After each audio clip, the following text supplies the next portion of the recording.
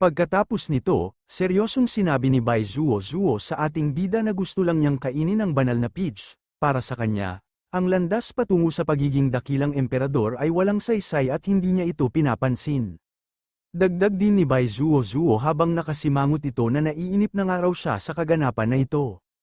Nagtanong naman si Qin Shu kay Bai Zuo kung ano na nga raw ang dapat nilang gawin dahil madami na nga raw ang naghihintay sa kanya. Sinagot siya ni Bai Zuo na wala nga raw itong pakialam, at kung kaya nga raw ni Qin Shu, siya na nga raw ang pumunta sa dakilang emperador.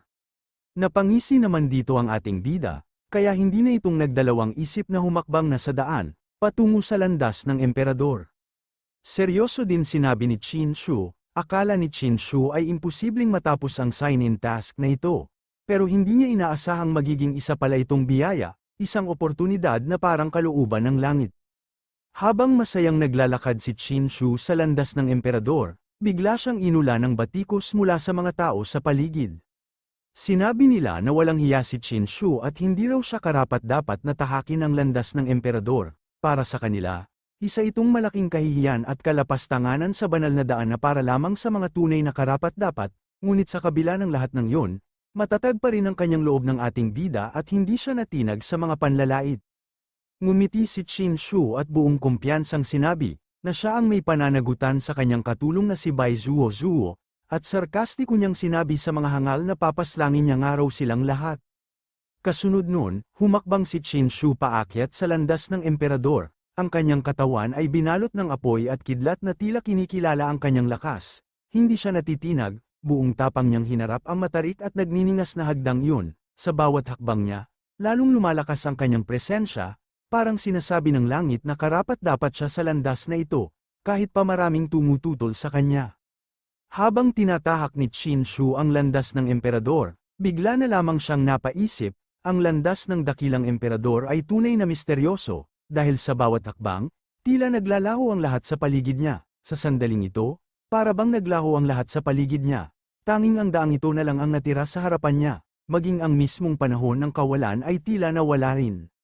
Sa gitna ng matinding enerhiya ng apoy at kidlat, patuloy siyang lumalakad, tinatahak ang 100 tanging mga dakila lamang ang maaaring magpatuloy.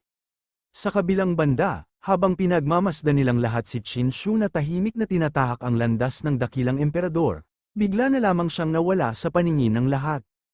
Kasabay nito, naiinis naman sinabi ni Luo Yun, na masyado nga raw makapal ang ating bida dahil kumukuha ito ng oportunidad ng iba. Pinag-uusapan din ng grupo ng mga lalaki ang tungkol sa ika-18 anak ng Diyos na si Qin Shu. Isa sa kanila ang nagsabing napakaswerte raw ng ating bida dahil may isang pambihirang alila, pero sa totoo lang isa raw siyang hangal. Isa naman ang nagsabing kilala naman ng lahat na ang ika-18 anak ng Diyos ay walang silbi sa pagdating sa cultivation, kaya ang pagbibigay sa kanya ng pagkakataong tahakin ang landas ng emperador ay isang malaking kasiyahan. Sa huli, sinabi pa ng isa na kahit bigyan ng pagkakataon ng ating bida, siguradong wala rin siyang mararating at wala siyang makakamit. Sinabi din ni Qilin, kung wala kang sariling kapalaran pero pipilitin mong tahakin ang landas ng dakilang emperador, itatakwil ka ng mismong langit at lupa. Buo rin ang paniniwala niya na ang ika-18 anak ng Diyos ay hindi kailanman magkakaroon ng magandang kinahinatnan. Bumalik sa ating bida. Habang tuloy pa rin sa paglalakad si Qin Shu sa isang daan na nababalot ng liwanag at apoy, bigla siyang nakaramdam ng kakaibang presensya. Sa isang iglap, humarap siya sa isang nilalang na hindi niya kilala, at nagtanong ito na kung sino nga raw ito. Habang litong-lito si Qin Shu naisip niya, may nakikipag-usap nga raw sa kanya. Ito na kaya ang sinaunang emperador. Ayon sa alamat, napakabihira ng pagkakataong makausap siya kapag nabuksan ang landas ng dakilang mga emperador. Ngunit sa kanyang pagkagulat, ang dambuhalang nilalang na tila binuo ng apoy at kidlat, ito ang dakilang emperador, at nagtanong ito sa ating bida na kung sino nga raw ito. Nagpakilala naman dito ang ating bida na siya nga raw si Qin Shu ang ika-18 demigod mula sa Yuhua sect. Nagtanong din ang dakilang emperador na kung meron pa nga raw umiiral na isang emperador sa Yuhua sect.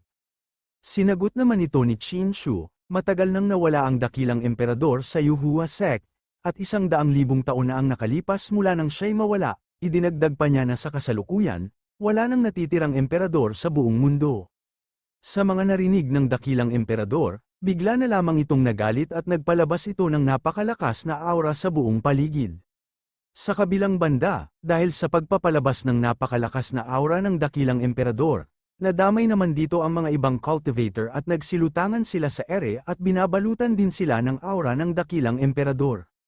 Kaya labis na lamang ang pagtataka ng mga cultivator sa mga nangyayari. Nagsalita naman dito si Kilin sa kanila, ang ika-18 anak ng Diyos ay itatakwil dahil pilit niyang pinapasok ang landas ng dakilang emperador, bukod sa kapangyarihan ng langit at lupa. Sino pa ba ang may kakayahang lumikha ng ganitong kalaking pagyanig?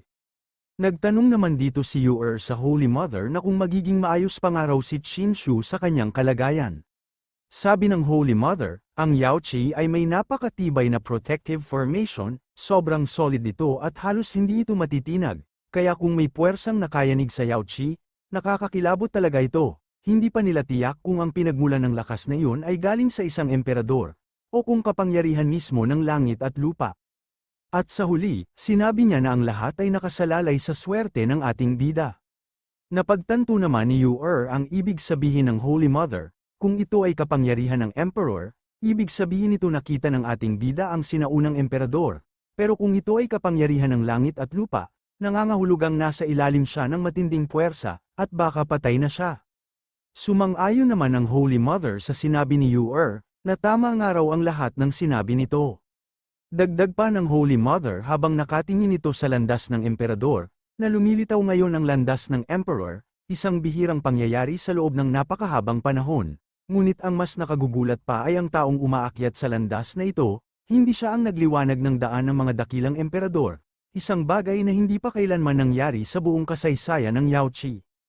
Ibig sabihin, may kakaibang misteryo o kapangyarihan ang taong ito, labas sa normal na mga batas o kasaysayan ng kanilang mundo. Bumalik sa pag-uusap ni Qinshu at ang dakilang emperador. Nagtanong naman dito ang dakilang emperador, ang dakilang emperador ng Yuhua, siya na ba ang huling dakilang emperador sa mundo? Ipinaliwanag ni Qinshu na 80,000 taon na ang nakalipas mula nang huling may naging dakilang emperador, si Kaifeng Emperor. Naabot nito ang rurok ng kapangyarihan, ngunit sa hindi inaasahang pagkakataon, naglaho siya sa loob lamang ng maikling panahon. Simula noon, wala nang sinumang nakaabot sa antas ng emperador. Ayon sa kasaysayan, tila naputol na ang daan patungo sa pagiging emperador, na para bang may misteryosong hadlang na pumipigil sa sinuman na muling umakyat sa trono ng kadakilaan. Natuwa naman ang ating bida sa kanyang isip, dahil buti na lamang nalaman niya ang bahagi ng kasaysayang iyon matapos siyang makatawid sa panahong iyon. Kung hindi niya ito nadaanan at nalaman, siguradong hindi niya alam kung paano sasagutin ang tanong tungkol sa mga dakilang emperador. Naunawaan na ng dakilang emperador ang sinabi ng ating bida, kaya nalaman na niya ang katotohanan na si Kaifeng Emperor na ang huling emperor. Masaya at may kumpiyansang ibinahagi ni Qinshu ang kanyang kaalaman sa dakilang emperador, at ikinwento niya na ang mga makapangyarihang tao at puwersa sa mundo ay may layunin ang muling buhayin ang landas ng mga emperador. Pinipili nila ang mga anak ng Diyos, mga banal, at mga anak ng maharlikang pamilya upang ibalik ang kapangyarihang taglay ng mga dakilang pinuno noon. Ayon kay Qinshu, ang tunay na layunin ay ang muling pagsilang ng mga dakilang emperador sa mundong ito. Seryosong sinabi ng dakilang emperador sa ating bida, ang landas ng emperador ay hindi maaaring putulin. Sa hindi inaasahang pangyayari bigla na lamang lumapit ang madilim na aura sa emperador. Sa pagbagsak ng malupit na enerhiya mula sa kalangitan, tila nagsisilbing anunsyo ang bawat pagyanig ng kanyang pagdating. Ngunit kakaiba na siya ngayon, hindi na siya ang dating emperador na puno ng karangalan at liwanag, binalot na ng itim na enerhiya ang kanyang katawan, at mga lilang anino at tentacle ang gumagapang sa kanya, tila sumasalamin sa mga kasalanan, galit, at kadilimang kinimkim niya sa loob ng maraming panahon. Habang pinagmamasdan nito ni Qinshu, hindi niya mapigilan ang mapaisip, na ano ang bagay na iyon na sapilitang humihila sa sinaunang emperador, at anong araw ang dahilan nito. Sa harap ni Qinshu, muling nagpakita ang dakilang emperador, balot ng nakakasilaw na liwanag at misteryosong enerhiya. Sabi nito, wala na nga raw siyang gaanong oras, kung hindi dahil sa paglitaw ng landas ng mga dakilang emperador. Hindi niya sana magagawang makipag-usap sa kanya kahit saglit. Pagkatapos ay ibinilin niya, tahakin ng ating bida ang landas ng dakilang emperador, kung hanggang saan siya makakarating ay nakadepende na sa kanyang kapalaran. Sinabi pa ng dakilang emperador habang ito ay kinukuha ng palayo ng galamay sa isang void of space, hindi maaaring mawala ang emperador sa mundo, na kapayapaan at katatagan lamang ang maibabalik kung naroon ang emperador. Ipinapahiwatig nito na tanging ang isang tunay na emperador lamang ang may kakayahang panatilihin ang balanse at kaayusan sa buong mundo, isang malinaw na pahiwatig sa mahalagang papel ni Qin Shi sa hinaharap. Habang gulat na gulat si Qin Shi sa kanyang nasasaksihan, isang malakas na tinig ang muling narinig, ang emperador ay isang banal at hindi matatalong nilalang sa mundong ito. Ngunit agad na nasundan nito ng nakakakilabot na tanawin, ang emperador ay sapilitang hinihila ng mga mahiwagang galamay. Sa isip ni Qin Shi, tumatak ang tanong, anong uri ng nilalang ang nasa likod ng mga galamay na yon? Ang pagkakabihag sa emperador ay nagpapahiwatig ng isang mas makapangyarihan at nakakatakot na banta na ngayon ay lumilitaw mula sa dilim. Maya-maya pagkatapos mawala ng dakilang emperador, napabuntong hininga si Qin Shi, at sabi nito na kung sasabihin niya nga raw ito sa mga tao, wala nga raw maniniwala sa kanya. Kasabay noon, pinagpatuloy na ni Qin Shi ang paglalakad sa landas ng dakilang emperador, at sabi nito, na pahintulutan niya nga raw na sundan ang kanyang landas. Pagkatapos, napansin niyang wala pa ring tugon mula sa kanyang system. At hindi siya inabisuhan ng system na matagumpay ang sign-in, mukhang kailangan niya pang magpatuloy. Alam niyang hindi pa tapos ang pagsubok, kailangan pa niyang maglakad at hanapin ang tamang punto kung saan siya tunay na makakapasok sa susunod na yugto. Makalipas ang ilang sandali, habang naglalakad si Qin Shi sa loob ng nagliliyab na daan, bigla niyang napansin ang pagbabago sa paligid. Ang bawat hakbang ay tila papalapit na siya sa isang mahalagang bahagi ng pagsubok. Sa gitna ng kanyang paglalakad, napatigil siya at napatingin sa isang lugar kung saan maraming misteryosong ilaw at bagay ang lumulutang. May mga espada, kristal, libro, at iba pang mahiwagang kagamitan na nagliliwanag sa ere. Habang nakatayo si Qin Shi sa gitna ng daan ng kayamanan, pinagsawalang bahala niya lamang ang mga kayamanan dito, dahil ang mga kayamanang ito ay wala pa rin sa kalingkingan ng mga gantimpala mula sa system. Hindi siya nadala sa makinang na anyo ng mga kayamanan, alam niyang may mas dakilang naghihintay kung siya'y magpapatuloy. Bigla na lamang lumitaw ang iba't ibang babae mula sa liwanag at isa-isa silang tumawag, anak ng Diyos sa ating bida, isa sa kanila ay may mahaba at lilang buhok, suot ang isang pulang damit na hapit sa katawan, isa naman ay may makikintab na pakpak na parang sa diwata, habang ang isa pa ay may kulay rosas na buhok, may tenga ng hayop, at buong tapang na sinabi, na siya ang babaeng maliit na demonyo ng ating bida. Naguluhan si Qin Shi sa kanilang paglabas at napaisip, para lang pigilan siya sa pag-angat, ang landas ng pagiging emperador ay punong-puno ng tukso, pati mga babaeng demonyo. Hindi naman pinansin ni Qin Shi ang mga babae na yun, kaya tuloy-tuloy lang ito sa paglalakad. At sabi pa niya, sa kasamaang palad, hindi siya ang orihinal na may-ari ng katawan nito, mayroon siyang espesyal na mga hilig. Napunta na ang eksena sa mga cultivator na nasa labas, isa sa kanila ang nagsabi, matagal nang nasa loob ang 18 anak ng demigod na si Qin Shi, at hindi pa rin siya lumalabas. Sumagot naman ng isa pang cultivator, ang mga pagbabagong naganap kanina ay hindi basta-basta, natatakot siya baka wala na sa mundong ito ang ating bida. Nagsalita din si Qilin na may halong panlalait habang sinabi niya, na ganito ang mangyayari kay Qin Shi kapag hindi nila alam ang tunay nilang lakas at hindi nila kinikilala ang sarili nila. Bumalik na ang eksena kay Qin Shi, nakasalukuyang nasa loob pa rin ng Path of the Emperor, napapaligiran siya ng makinang na liwanag at tila naglalakad pa rin sa gitna ng apoy at enerhiya. Napaisip siya at nagtanong sa sarili, na kung gaano pa kaya kahaba ang daan ng dakilang emperador na ito, at ang tagal na bago ito matapos, at dagdag pa niya na wala man lang paalala sa kanyang system na kung naging matagumpay siya sa kanyang quest. Ngunit sa hindi inaasaang pangyayari, biglang napalingon naman dito ang ating bida, dahil may naramdaman itong kakaiba, mula sa dilim, isang nilalang ang lumitaw, ang itsura nito ay tila kamatayan mismo, nakasuot ng itim na baluti, may maskarang parang bungo, at may hawak na malaking sandata habang pinalilibutan ng malagim na lilang apoy. Naging seryoso naman dito ang ating bida dahil ang lumalabas na aura na ito ay masyadong mapanganib. Kasabay nito, bigla na lamang nagpalabas ang demonyo ng napakalakas na killing intent. Pinagpawisan sinabi ng ating bida, ang landas ng pagiging emperador ay hindi madaling tahakin, napakaraming balakid ang kailangang lampasan, Napaisip din si Qin Shu kung ang mga pagsubok na ito ay nangangahulugan na ba ng kanyang pagkikita sa Diyos ng kamatayan.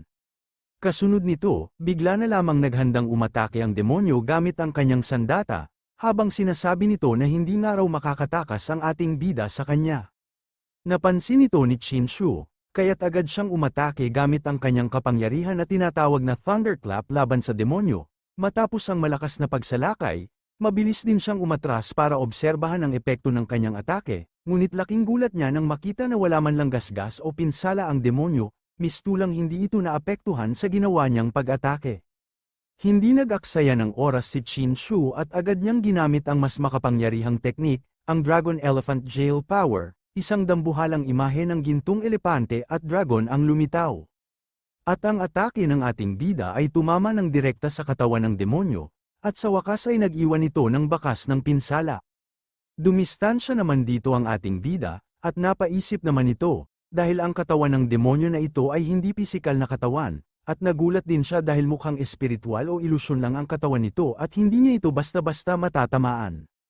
Pagkatapos nito, bigla na lamang nagsalita dito ang demonyo sa ating bida, na lumapit na nga raw ito sa kanya at sumuko na nga raw ito, kasabay nun, dali-dali naman itong umatake sa ating bida, kaya labis na lamang ang pangamba ni Qin Shu, ngunit sa kabutihang palad, bigla na lamang lumusot ang atake ng demonyo sa ating bida, parang isa lamang itong kaluluwang hindi kayang manakit ng isang buhay na tao.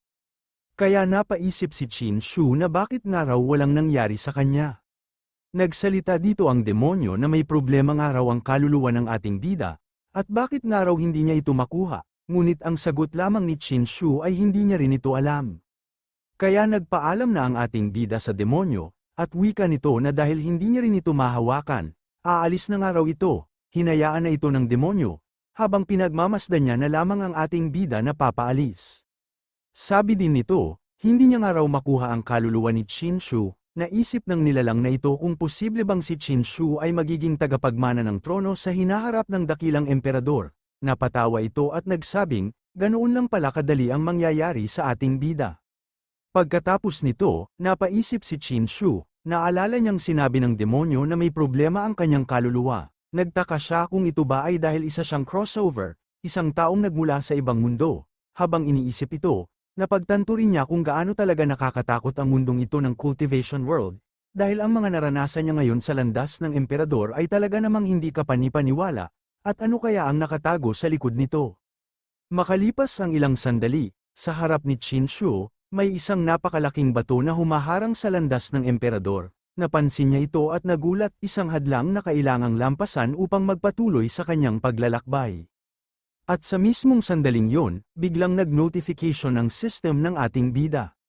Ipinakita nito ang isang napakatingkad at mahiwagang imahe ng mga asul na bilog na umiikot sa paligid ng isang nagniningas na gintong orb, tila sumisimbolo sa isang bagong yugto ng kanyang lakas. Kasabay nito, lumabas ang mensahe mula sa system na nagsasabing matagumpay niyang naisagawa ang sign-in sa mga ulap, bilang gantimpala, nakatanggap siya ng Dharma Vein Creation Peel at 10 Martial Realm Energy Peels, mga kayamanang magpapalakas pa lalo sa kanyang paglalakbay bilang isang tagapagmana ng kapangyarihan ng dakilang emperador. Sinabi ni Qin Shu habang pinagmamasdan niya ang mga peels, sa wakas nga raw natapos na ito sa kanyang quest sa kanyang system, at ang mga gantimpala nga raw ngayon ay mga peels. At habang hawak ni Qin Shu ang isang makislap na peel na may nakakasilaw na liwanag at makapangyarihang aura. Ang Dharma Vein Creation Peel, ayon sa alamat, ito ang pinakamalakas na uri ng Foundation Peel, isang bihirang gamot na kayang tumulong sa isang mandirigma na makatawid mula sa Martial Realm papunta sa mas mataas na antas na tinatawag na Dharma Realm.